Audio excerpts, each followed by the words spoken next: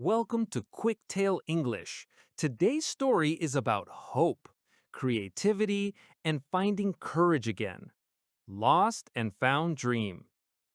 Ethan was 35 years old. He worked in a large office building downtown. He was an accountant. Every day, he sat at his desk and looked at numbers. His life was organized. His life was stable. But his life was gray. 10 years ago, Ethan had a big dream. He wanted to be a writer. He loved telling stories. He wrote late at night. He had many notebooks filled with ideas, poems, and short stories. He sent one story to a magazine. The magazine sent him a letter back. Thank you, but no. This rejection hurt Ethan deeply.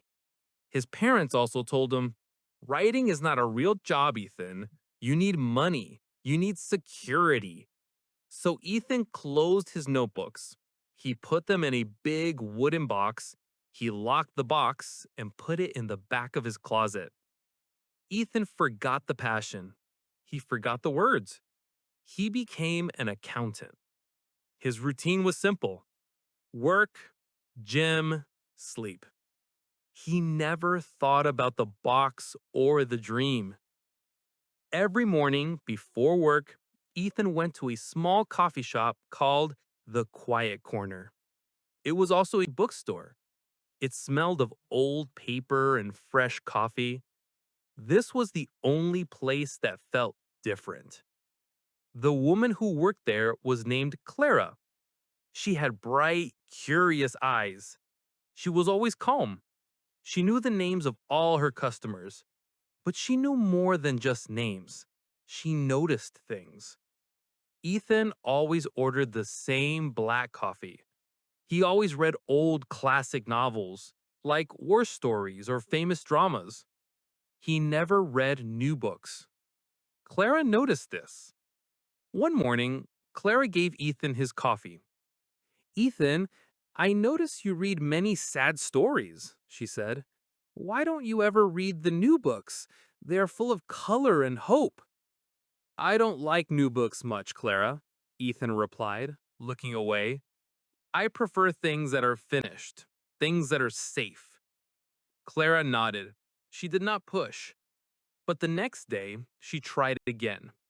She asked him about his favorite authors. He talked about them with unexpected passion.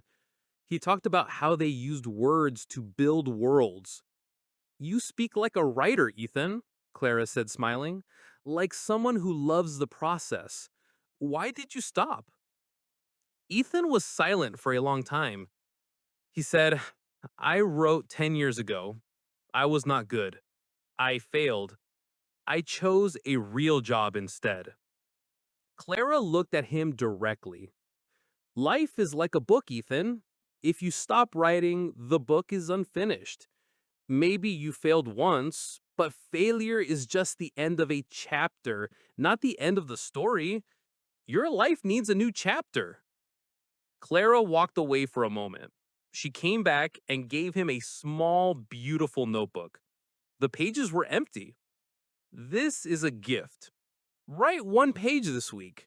No pressure. Just start. Ethan took the notebook. He felt a mix of fear and strange hope. He took the notebook home and put it on his desk. It stayed there for 3 days. He was scared of the empty pages. Finally, on a rainy Saturday, Ethan opened the big wooden box. The dust smelled old. He took out his old notebooks. The writing was clumsy, the story was weak, but the feeling was there. The passion was still sleeping inside the words. That night, Ethan opened the new notebook. He did not write about a new world. He wrote about the old box. He wrote about the fear. He wrote about Clara. The writing was hard. He only wrote 50 words, but they were his words. The next day, he went to the quiet corner. He looked tired. Clara saw him. Did you start? She asked. Yes, Ethan said. It is terrible. I feel like a bad student. I feel stupid. I forgot how to build the worlds. It doesn't matter if it's terrible now, Clara said softly. The most important thing is that the door is open. Just write the truth, Ethan. One word is a victory. The quality comes later. Clara's belief was a quiet light for Ethan. She did not read his work, but she believed in him. She asked him every day about his progress. He wrote in the mornings, he wrote on the train. He wrote instead of going to the gym. The numbers on his office screen seemed smaller and less important. After 2 months, Ethan finished a short story. It was about an accountant who finds an old box and remembers his life. It was honest and sad and beautiful. He read it 10 times. He thought, this is real. This is my best work. He printed the story. He put it in an envelope. He went to the quiet corner. His hands were shaking. He said, Clara, can you read this? Just tell me the truth, please. Clara took the envelope. Of course, Ethan. I will read it tonight. Ethan went home. He could not sleep. He felt more fear than when he faced the rejection 10 years ago. The next morning, Ethan walked into the shop. Clara was waiting. She had tears in her eyes, but she was smiling widely. Ethan, this story, it's wonderful.